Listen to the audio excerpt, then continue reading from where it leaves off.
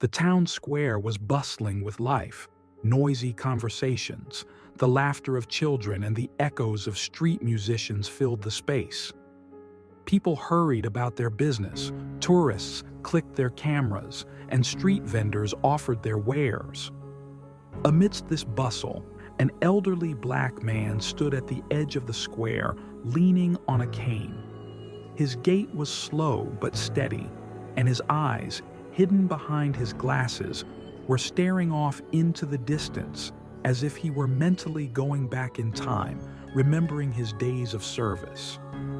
His modest appearance attracted little attention from the crowd. His shabby jacket, on which a medal gleamed faintly, and his old shoes betrayed years of hard work and hardship. But his presence attracted another man, a middle-aged white police officer who stood nearby, watching. The officer, with his sturdy build and haughty gaze, seemed to be watching the intruder to show his superiority. In his eyes, the old man looked suspicious. Clumsy cane, unkempt appearance, no idea what he was doing in the midst of a busy crowd. The policeman moved toward him, purposefully pushing the crowd apart with his shoulders. People were silent, giving way. His gaze hardened, his voice louder. "Hey, old man, what are you doing here? You got an ID?" The question sounded harsh, like a blow, causing the older man to turn around sharply. He looked confused, but not frightened. "Sorry, officer, I'm just resting," he replied softly, raising his hand to show he wasn't going to cause trouble. But that only made the policeman hotter. His tone became even more aggressive.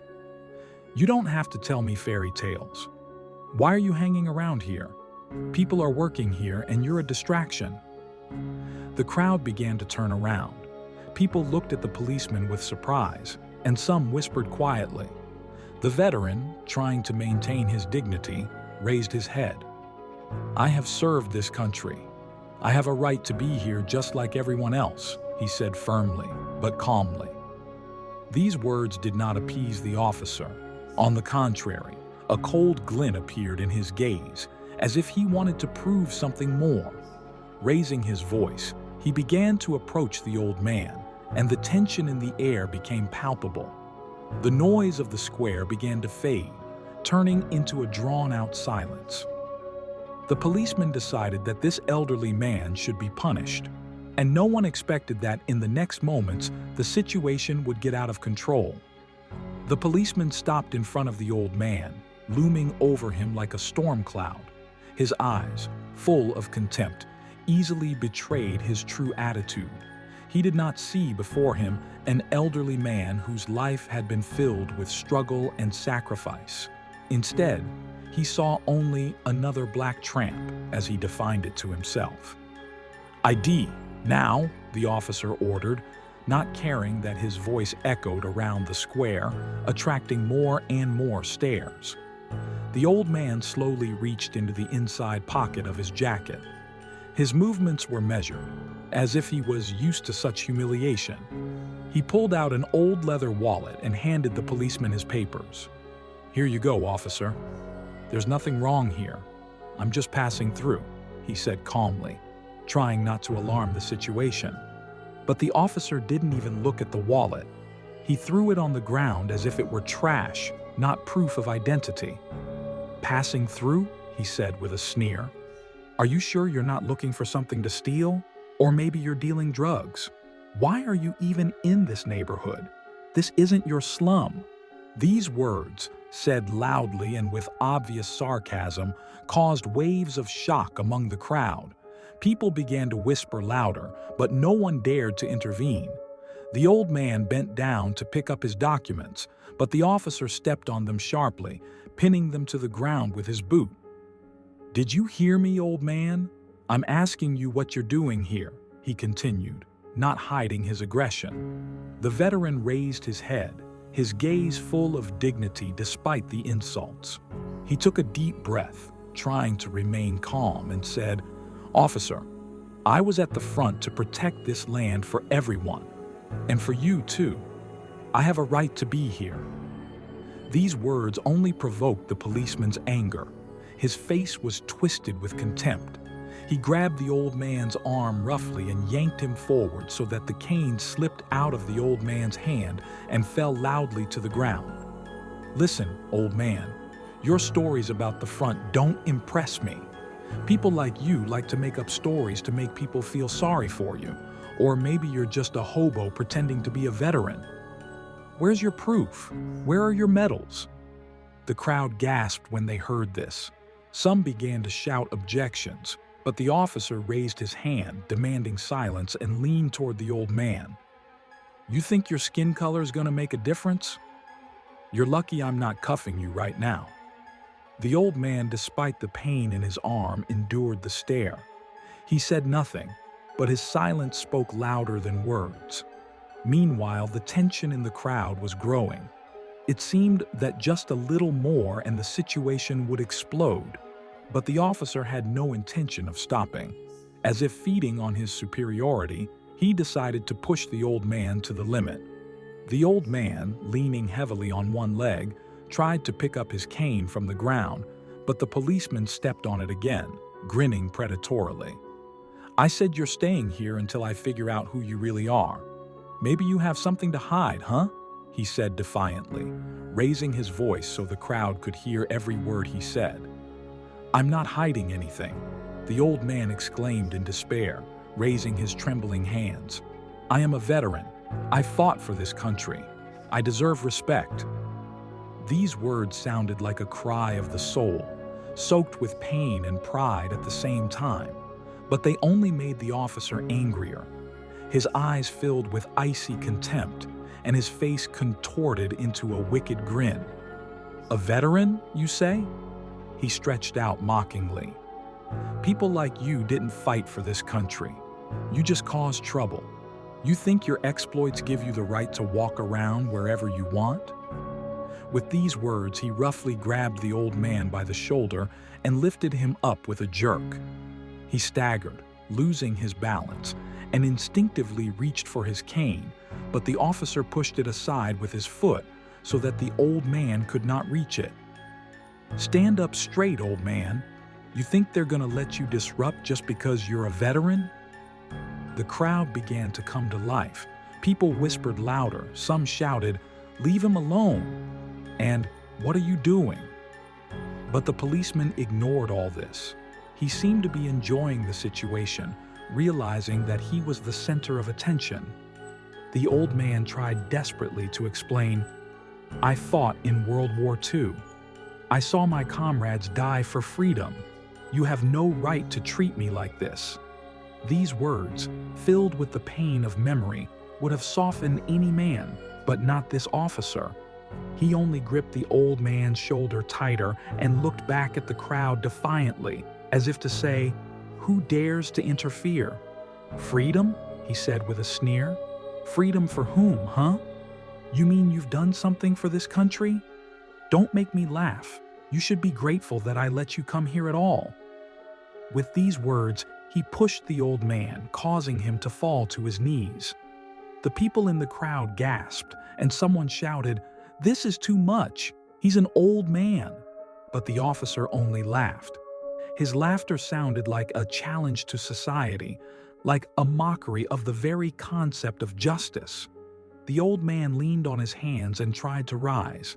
His breathing was heavy, and his face expressed both pain and pride. He raised his head again, looking straight into the officer's eyes. "You can humiliate me, but you will never take away what I have done for this country." These words did not stop the policeman. He grabbed the old man by the collar and jerked him to his feet. "You end this show right now, or I'll cuff you," he growled, holding the old man as if he were a criminal. The crowd began to shout louder and louder, but no one dared to intervene. And the old man, despite the pain, tried again to maintain his dignity, but the humiliation had already passed all limits. The policeman pushed him to the edge of the square, intending to lead him out of the crowd. But this was only the beginning of the horror that was to come in the next few moments. The crowd gathered around them like waves ready to break into a storm. The outcry grew louder and louder, but no one dared to cross the line and intervene. The policeman, feeling his authority, continued to act with terrifying cold-bloodedness. He held the old man by the collar like a puppet, making no secret of his dislike. "You're not wanted here. You're a stain on this square," he growled, pushing the old man forward. The old man stumbled, barely able to stay on his feet. The crowd gasped as a large, uncovered hole became visible near the edge of the square where the construction work was taking place. The warning tapes around it had been torn down by the wind, and the workers had long since left, leaving a dangerous hole right in the middle of the busy area. "I just want to leave," the old man said hoarsely, his voice shaking with tension but still firm. "You've already shown your attitude toward me. I beg you, just let me go." But the officer did not hear these words. He saw only what he saw as a threat to his authority. "Leave? You'll leave when I say so," he shouted, shoving the old man roughly again. This shock was stronger than the previous ones. The old man's body, unable to resist any longer, staggered. He tried to find his balance, but his foot caught on a broken piece of asphalt. Everything happened in an instant. The old man, desperately waving his arms, lost his footing and collapsed into the gaping hole. The crowd erupted into screams. People ran to the edge of the pit, their faces expressing shock and horror. Some shouted, "What have you done? You killed him." The policeman froze for a moment, his eyes widening. He looked as if he were just now realizing how far he had gone. But in a second, his face took on a cruel, icy expression again. "It's your own fault," he said coldly, not even looking down. "These ones always have to be under control, or they think they can do anything." These words were met with an explosion of indignation in the crowd. Someone shouted, "That's racist. It's a crime. You have to help him." But the policeman did not move. He stood with his hands behind his back, as if waiting for someone to dare challenge him. Meanwhile, faint sounds came from the pit. The old man was still alive, but his voice was hard to hear. "Help! I can't feel my legs." These words pierced the hearts of the people, and some of them rushed to the telephone, calling for an ambulance. However, the officer stepped forward, holding out his hand as if trying to hold the crowd back. "No one gets in there until I figure it out." "Will you sort it out?" shouted someone from the crowd. "This man is a veteran. He doesn't deserve this." The policeman snorted. "A veteran? Maybe. Maybe not. Everybody says that nowadays to avoid responsibility."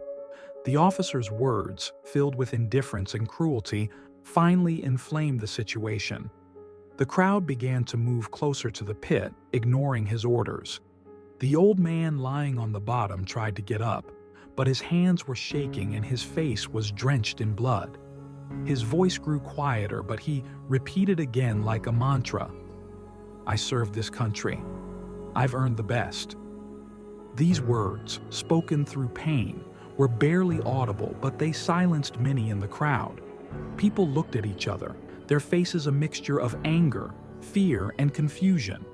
At this point, the officer was already starting to get nervous. It was obvious to him that he had lost control of the situation. But instead of showing a bit of humanity, he threw in a harsh tone. "Everybody back. No one touches him until I finish processing the incident." However, the crowd was no longer going to obey. The shouts grew louder and real indignation flared in the eyes of the people. But while they were discussing what to do next, the old man at the bottom of the pit froze. His eyes were closed, and his body lay motionless on the damp earth. "He's passed out," someone shouted. "We can't wait." But the officer stood like a stone wall, shutting them off from someone who needed help. From that moment on, the conflict went beyond a single incident to symbolize the gap between an indifferent system and the humanity that still lingered in the hearts of those around the pit. From the depths of the pit came faint, hoarse cries. The old man, lying on a heap of dirt and stones, struggled to raise his head.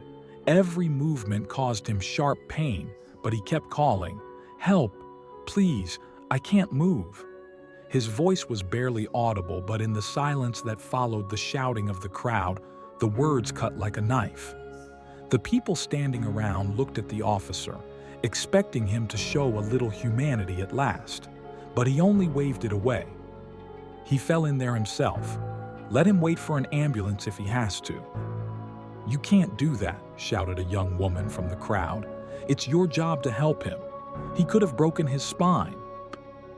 "I'm not going to take any chances for some—" The officer was silent for a moment, but there was contempt in his voice. "An old tramp. Men like him get themselves into trouble."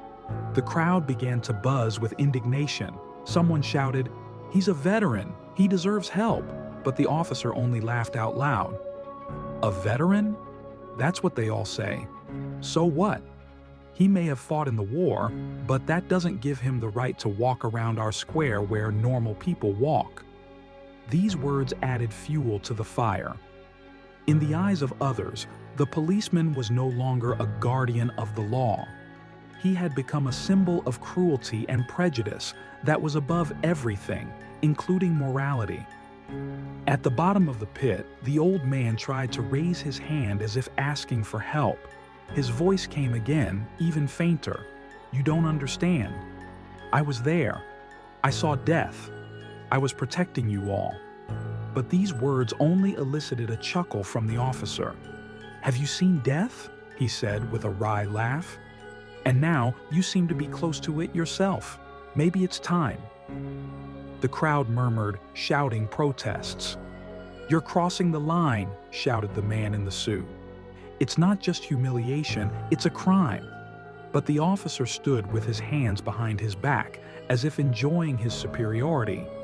"A crime?" he said coldly. "Do you want to make a complaint against me? Go ahead. But first prove that this man is even worthy of consideration. As long as I'm here, order will remain in my hands." Meanwhile, the old man continued to call out, "Help! I can't breathe." His words grew quieter, as if his strength was leaving him. The people in the crowd noticed that his movements slowed and his voice became a barely audible whisper. "He's dying!" the woman shouted, pushing closer to the pit. But the policeman blocked her path with his arm out in front of him. "Stand back! No one goes in there until I give permission." "You're a monster!" someone shouted. The officer only smiled. His face remained stony and his voice icy. "I'm just doing my job, and you can all go. There's no hero here." The crowd was boiling. People were shouting, trying to make their way to the edge of the pit, but the officer did not move. The old man below had fallen silent, his body motionless, and his last, barely audible whisper, "All I wanted was a little peace." These words, full of tragedy, hung in the air. The crowd froze. The whole world seemed to stop to hear how a man who had once risked his life for others was now forgotten, humiliated, and left to die at the bottom of a muddy pit. The silence that hung over the square after the old man's last words was heavy and oppressive. People stood in shock, unable to believe their eyes. The wind blew dust from the edge of the pit where the tragedy had just been played out. The vast empty space between the crowd and the old man lying at the bottom became unbearably symbolic, separating those who watched and those who suffered. The thin thread of silence was the first to break. Someone from the back of the crowd began to shout. The voice sounded loud and shrill, causing others to pick up the cry.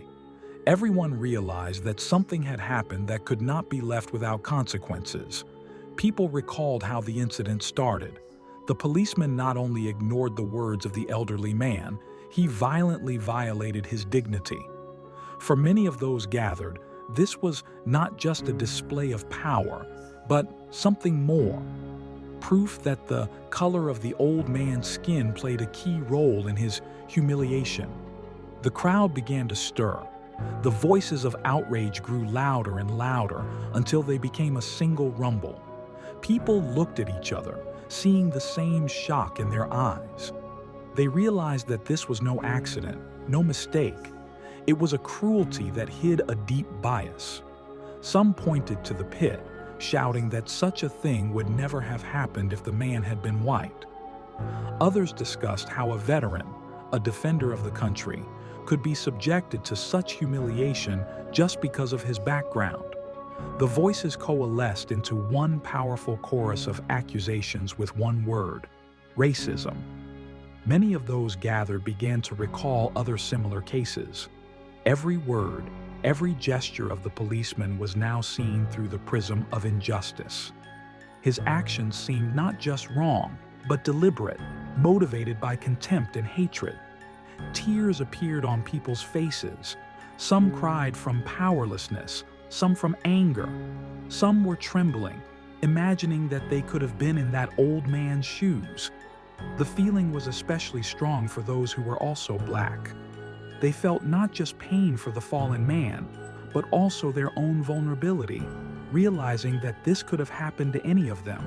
The tragedy of the situation was becoming more and more apparent.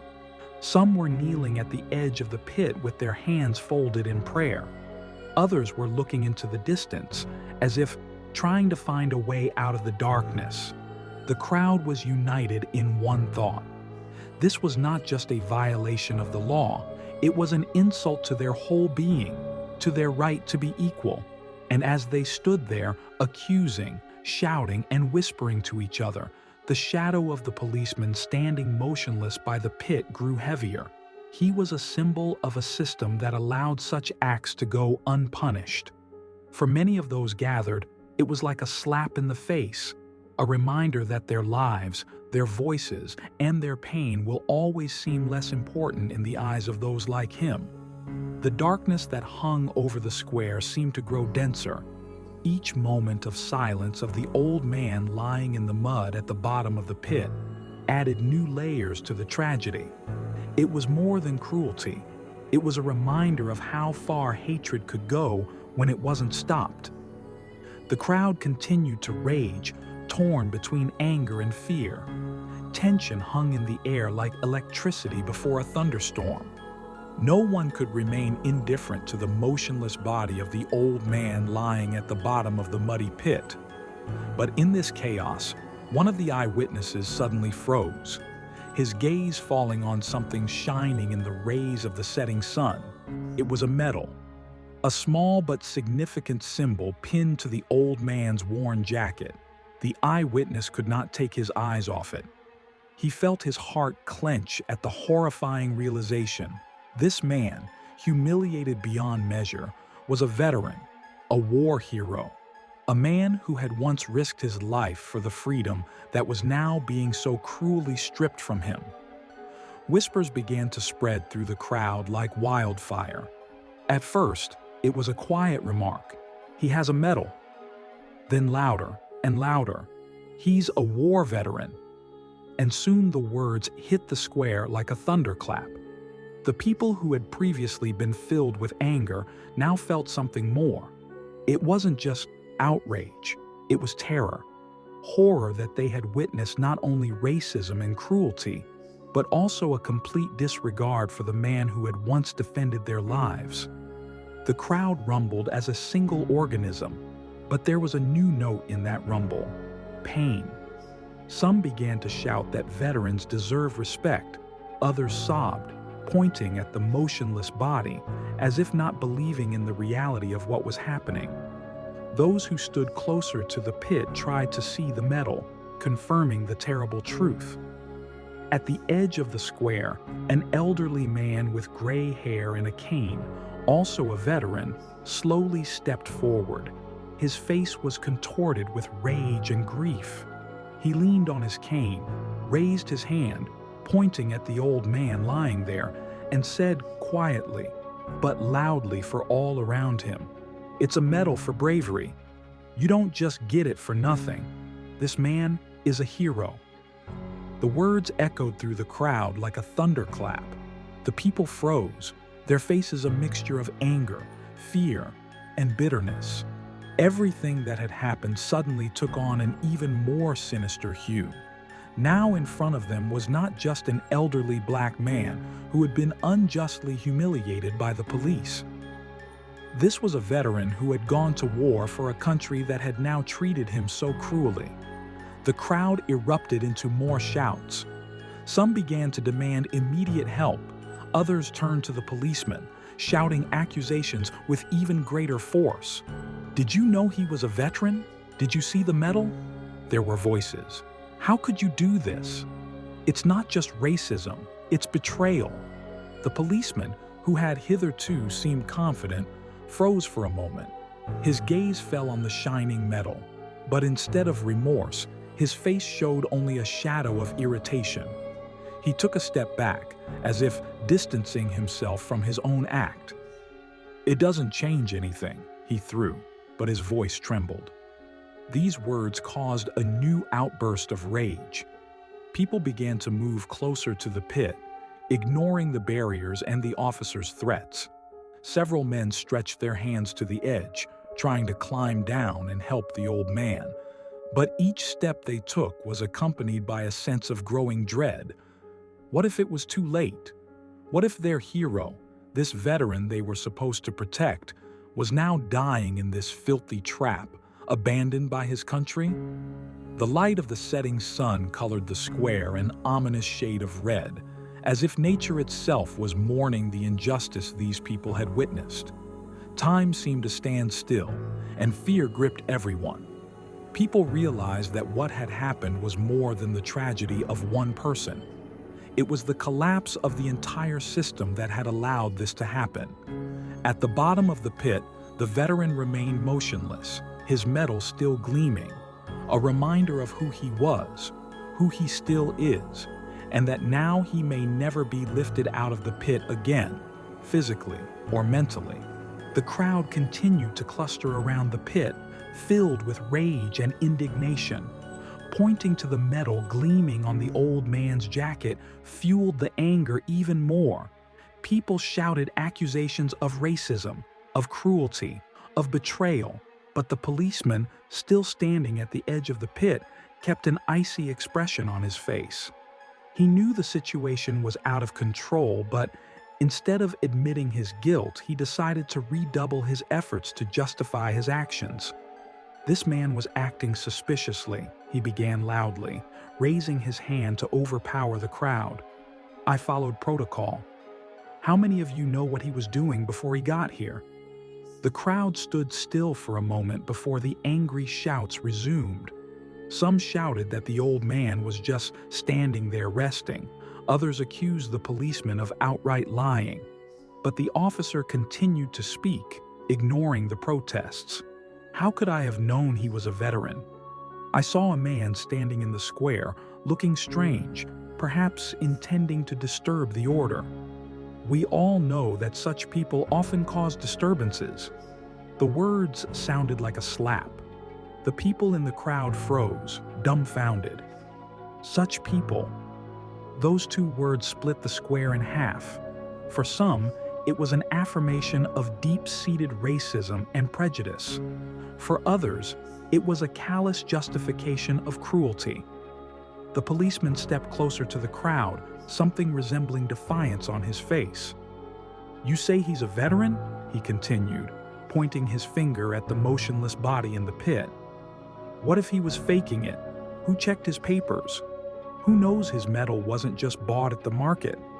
You're all too quick to judge without knowing all the facts." These words caused a real explosion of indignation. People began to shout that the medal was a sacred symbol, that no one dared question its meaning. But the officer raised his hand as if to demand silence. "Listen to me," he shouted, his voice loud but nervous. "I was just doing my job. That man could have been anyone. I was trying to protect all of you." The crowd wouldn't calm down. His words only added fuel to the fire. People, especially black people, saw in his excuses not only an attempt to hide his guilt, but an open contempt for their lives, their value, their right to respect. "If you are so worried about him, where were you all before? Why didn't you go to him and offer to help him if he was so important?" he added, trying to shift the responsibility to those gathered. The crowd murmured even more. The policeman's excuses seemed to fuel their anger, turning it into an uncontrollable storm.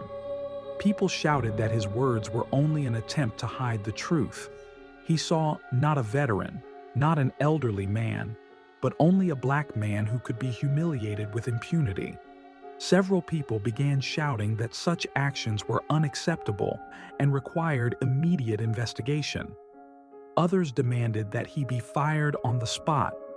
In response, the policeman only waved his hands, feigning incomprehension. "I did what I thought was right. If you don't agree, you can file a complaint. But I won't let you accuse me of merely doing my duty." These words sounded hollow, lifeless. It was clear to the crowd, this man felt no remorse. For him, the old man in the pit was just a problem, not a living person with a history, with merit, with pain. The policeman's excuses did not extinguish the flame, but only fueled it, making people shout louder, move closer, unite in a single demand for justice. And at the bottom of the pit, the old man remained motionless. His metal, still gleaming in the dusty light, seemed to be the only witness to a truth that was all too obvious to all but one man, standing at the edge of the pit and continuing to defend his monstrous actions. At the bottom of the pit, the veteran began to slowly regain consciousness. His face was contorted with pain, his breathing uneven, every movement causing him suffering. He tried to rise on his elbows, but his strength treacherously left his body. There was emptiness in his eyes, a reflection not only of physical pain, but of something much deeper, utter devastation. He opened his mouth trying to speak. His voice sounded hoarse, barely traveling the distance between him and the edge of the pit where the men stood. "Minus I served this country," he whispered. The words were quiet, but everyone around him fell silent, listening. They were more than a story. They were a cry of the soul, an attempt to defend the last vestiges of dignity. I was there, at the front. I saw my comrades fall one by one. We fought so that you could live in peace, so that everyone could have a chance for freedom, for equality. His voice shook, filled with memories that seemed to scar his heart forever. He closed his eyes, as if he could see the faces of those he had lost in front of him. I remember once, we were standing under shelling. I was pulling out the wounded, risking my life. I wasn't thinking about myself. I was only thinking about saving others, because I believed it was the right thing to do, that we were fighting for something greater. The crowd listened with bated breath. Many stood in tears, shocked by the words that revealed a terrible truth. This man who had once given everything for the sake of others was now abandoned at the bottom of a filthy pit, humiliated and trampled. But the policeman remained cold, as if these words were nothing to him. He looked down at the old man with contempt and crossed his arms over his chest. "You want me to pity him for being in the war? They all say the same thing. Well, times have changed. His old medals don't give him the right to disrupt." These words sounded like a blow to the hearts of all those gathered. The crowd started making noise, shouting protests. The people could no longer hold back their tears as they saw the policeman refusing to listen. And the veteran continued. His voice was weaker and weaker, but each word sounded like a bell, reminding him of his suffering and sacrifice.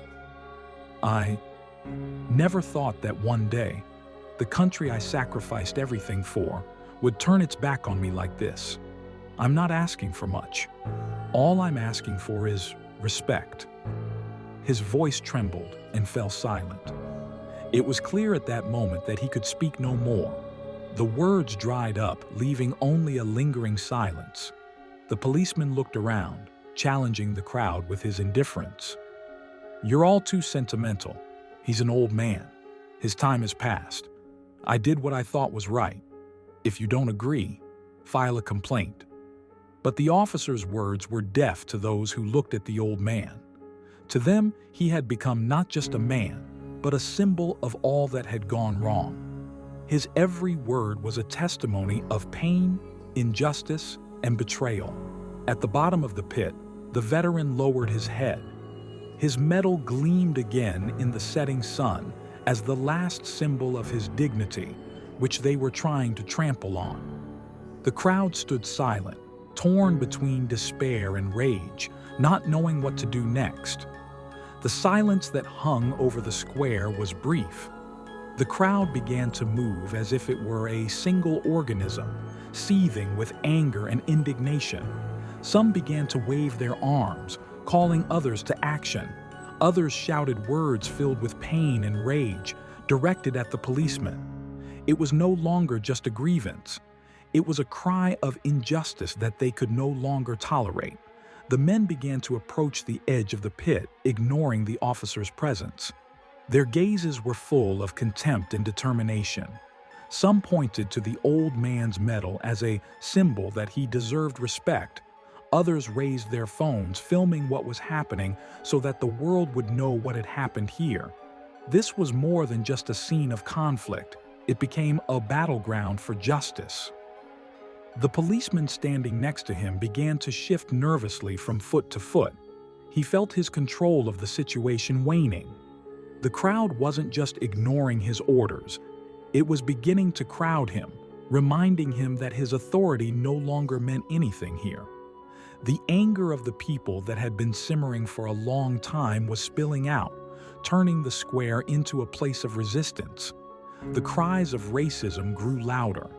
People shouted accusations against the system that allowed such incidents to happen. They demanded explanations, interventions, apologies. Each of their voices sounded like an accusation, not only against the police officer, but against the entire structure he represented. The crowd was filling up with new people, attracted by the noise and tension. Some ran to see what was happening. Others joined in to support the protesters. The square grew thicker and thicker with human bodies, and the air was filled with words that could no longer be ignored. The anger was contagious. Those who had been silent before now shouted words of support for the old man, condemning the cruelty. People cried out for equality, that neither skin color, age, nor status should affect how a person was treated. They demanded justice not only for this veteran, but for everyone who has ever faced such injustice. The women were crying, holding hands, seeing how a man who had devoted his life to fighting for freedom was the victim of such a heinous injustice. Men seemed to be looking for a way to get to the pit to save the old man, despite the officer's threats. It was not a mere crowd. It was a united voice that grew louder and more insistent. The policeman took a few steps back, his face expressing growing concern.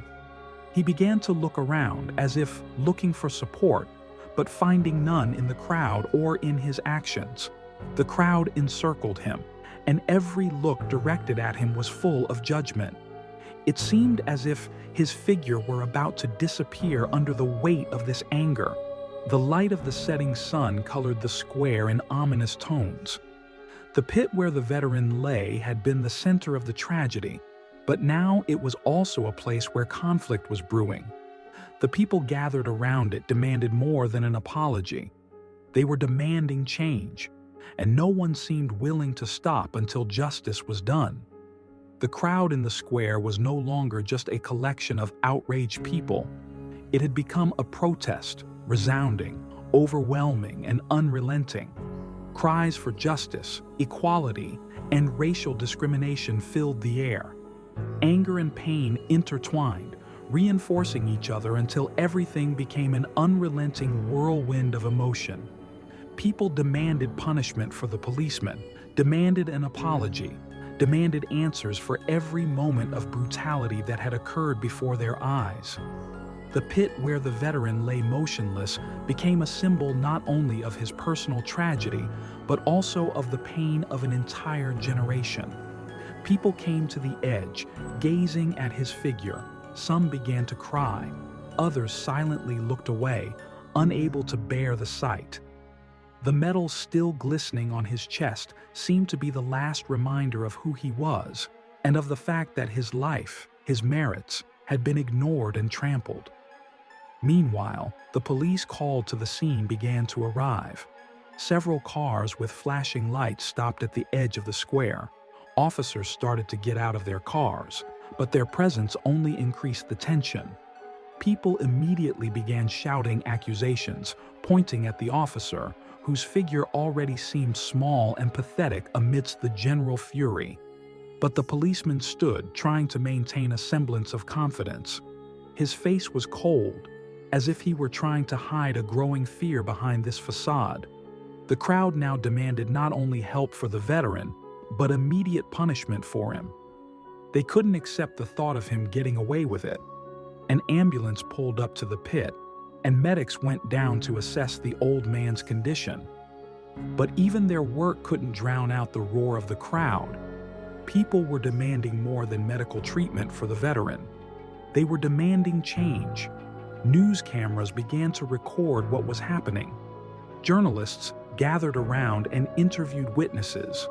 People with tears in their eyes told how the tragedy had begun, how the police officers' actions had become the epitome of cruelty and indifference. The first images began to be broadcast, images of the veteran lying in the mud, his medal, which had become a symbol of betrayal, and the policeman whose face was now associated with oppression and injustice. But even in the face of public anger, the policeman did not relent. He stubbornly claimed that he had acted within his authority, that the situation had been distorted, and that he had not broken the law. His cold excuses only fueled the hatred. People shouted that this was more than a mistake. It was a crime against the very concept of justice. Meanwhile, the veteran's condition became known. His life hung in the balance. Doctors reported that he had suffered several fractures and serious injuries to his internal organs. But what was most disturbing was that he had gone into deep shock. His body, riddled with pain, and his soul, crushed by humiliation, seemed to have given up.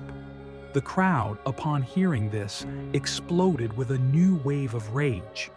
People shouted that this incident should not be forgotten. They demanded investigation, punishment, justice. Although the senior police officers who arrived tried to calm the crowd by saying that the proceedings would begin, their words did not satisfy anyone. The question of whether the guilty would be punished hung in the air like a heavy cloud. Too often such cases ended in nothing. Too often the system protected its own, ignoring the pain of those who suffered. People knew they had to keep fighting, or else everything that had happened would be erased, and the veteran would be just another victim of indifference. When the crowd finally began to disperse, the rumble of protest still resounded in the air. The policeman had been taken away by his colleagues, but it didn't feel like a victory.